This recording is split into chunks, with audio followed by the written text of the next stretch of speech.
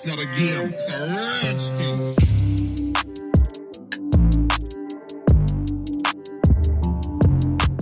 Kumusta mga kaibigan at kapitbahay? This is your good old neighbor John from Neighbor TV. So kung familiar na kayo sa akin, actually ako rin yung nagbablog dun sa Road Crew Travel. So wag nyo kalimutang i-subscribe yon. Anyway, this would be our very first video na in-upload dito sa channel na to. By the way, this channel caters to all basic stuff sa pag-YouTube. Kung gusto nyo mag-vlog or halimbawa gusto nyo lang malaman kung ano yung mga processes kung paano maging isang YouTuber, so welcome na welcome po kayo sa aming channel. And this time, nakita nyo naman sa thumbnail namin, yes, so late na nga ba tayo mag-YouTube ngayong 2023? Well, the direct answer to that one is no.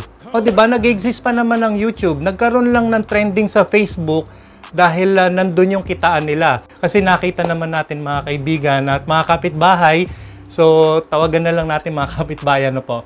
So, kung napansin nyo at nauuso na nga ngayon yung Facebook Reels, nagkaroon ng trending kamakailan na kung saan ako man nakikita ko yung mga friends ko sa Facebook, talaga ng mga napakarami na nilang ina-upload ng mga videos, actually mga random videos sa Facebook. Now, hindi natin pag-uusapan ng Facebook dahil nga dito tayo sa YouTube ngayon. Pero in this video, sasabihin ko sa inyo na hindi pa talaga late maging YouTuber.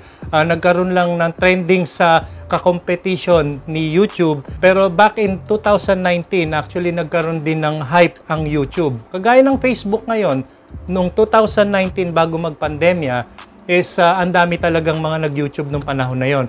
Pero masasabi kong sa maling paraan. Kaya didiscuss ko ngayon kung paano ba maging YouTuber in a basic way na hindi tayo lalabag sa batas ni YouTube. Okay, so unang-una sa lahat, kailangan syempre magkaroon tayo ng Gmail address. Dahil itong Gmail address na to ang magiging susi natin para makapag-create tayo ng YouTube channel. So alam naman na natin yon. So kailangan mag-isip tayo ng Gmail address na kakaiba pero madali natin tandaan. So, mag-setup na tayo ng password and then, after nun, punta tayo sa YouTube and then mag-create na tayo ng channel. So, yung na-create nating Gmail address dun sa Google is yun yung ililink natin ngayon para makapag-create tayo ng YouTube channel. So, alam na natin yan. So, follow the rules. So, click natin yung button to create channel and then, automatically, malilink na agad yung Gmail address nyo sa YouTube channel nyo kung halimbawang nakapag-setup na kayo ng YouTube account.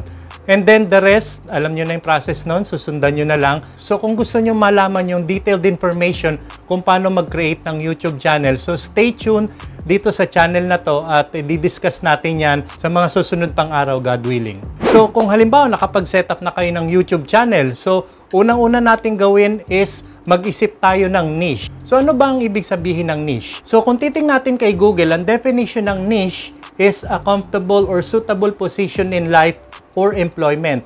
Another meaning niya is a specialized segment of the market for a particular kind of product or services. Since nagbabalak nga tayo mag-YouTube, so titingnan natin yung second meaning niya. So mas malapit siya at mas appropriate dito sa ating ginagawang video.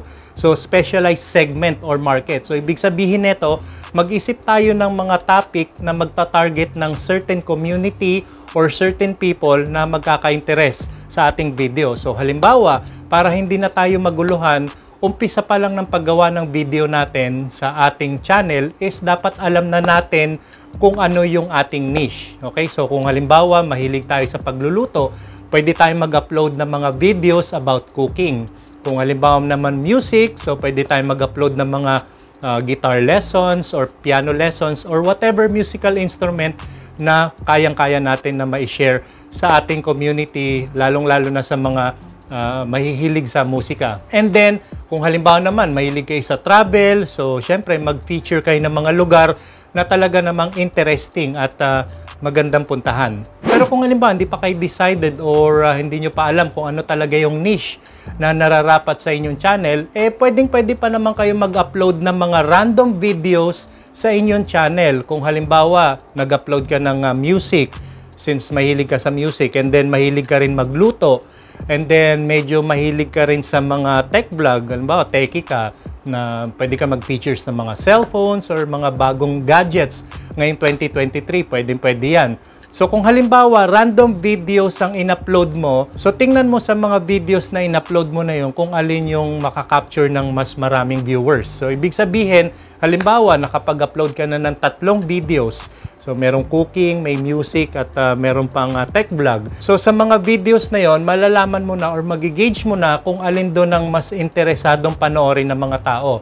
So kung halimbawang napansin mo, mas maraming nanonood sa tech vlog mo. So sa mga susunod mo pang vlog is yun na yung magiging niche mo. O, di ba? Nagkaroon ka na ng idea coming from your viewers na mas nagustuhan nila yung pagpe-present mo ng mga gadgets. And then pangalawa na ito mga ka-travelers, medyo maraming nabibiktima dito sa susunod na sasabihin ko, and yun yung sub for sub or yung mga tinatawag nila na paangat program. In reality, talagang marami na rin naka-experience ng ganyan na kung gusto nilang kumita, yes, meron naman talagang kitaan dito sa YouTube. Ang problema nga lang, yung iba gusto nilang magmadali. So, sumasali sila sa mga paangat program. So, maraming nangangako na kapag dumami ng inyong subscribers at marami na rin ng mga views sa mga videos nyo, mamomonetize ka na. Hindi naman ganun kadali mga kaibigan. Ano po?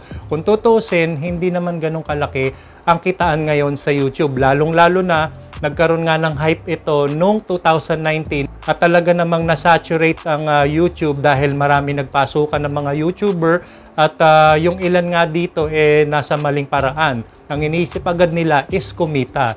Hindi dapat ganun ang ating mindsetting mga kaibigan. Dapat mag-set muna tayo kung saan masaserve natin ng maraming viewers sa ating mga videos like mga info videos. Kung halimbawa ang hilig mo nga is how to or yung mga latest gadgets, at least ma-well-informed sila. Hindi yung iisipin mo na lang agad is paano kumita, ang pangit naman ang quality ng videos mo.